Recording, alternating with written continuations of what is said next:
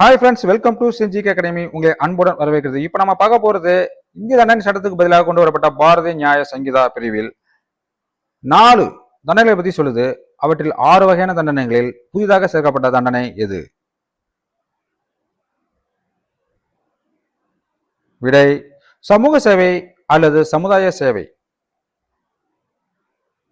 ஆ என்பவர் ஒரு கை கோடாலியுடன் வேலை செய்கிறார். அக்கோடாலியின் தலைப்பாகம் தெரித்து அருகே நின்று கொண்டிருக்கின்றவரை கொன்று விடுகிறது. தக்க கவனத்துடனும் தீய கருத்து அல்லது எண்ணம் இன்றி சொல்லப்படும் செயலால் ஏற்படும் எதிர்பாரா விளைவு எதுவும் குற்றமாகுமா என்பது கேள்வி.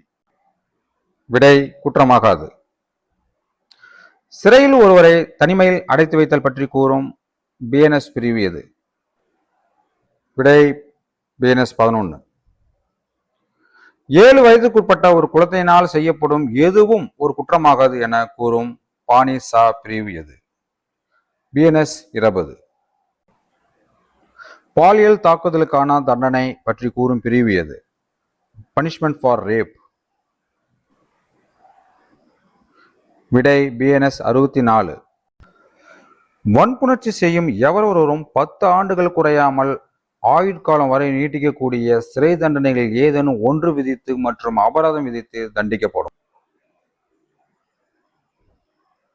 கொலை குற்றத்துக்கான தண்டனை பற்றி கூறும் பிரிவு எது? The punishment for murder. BNS 103. BNS 303 clause 2 பிரிவின்படி கீழ்கண்ட குற்றம் செய்கிற எவர் ஒருவரும் தண்டித்தல் வேண்டும். விடை திருட்டு குற்றம். கொலை செய்ய முயற்சி செய்தல், அட்டெம்ப்ட் டு மர்டர், எந்த பிரிவின்படி தண்டிக்கப்படுவார்?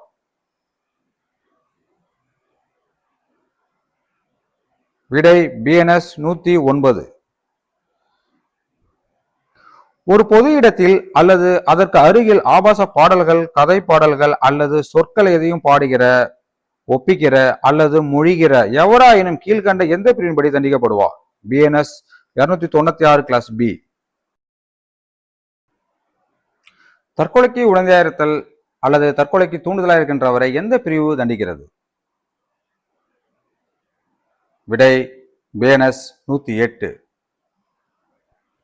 ஓகே ஃப்ரெண்ட்ஸ், இது போன்ற அன்றாட வாழ்வில் நடக்கக்கூடிய குற்றங்களையும் தண்டனைகளையும் பற்றி நம்ம பார்க்கலாம்.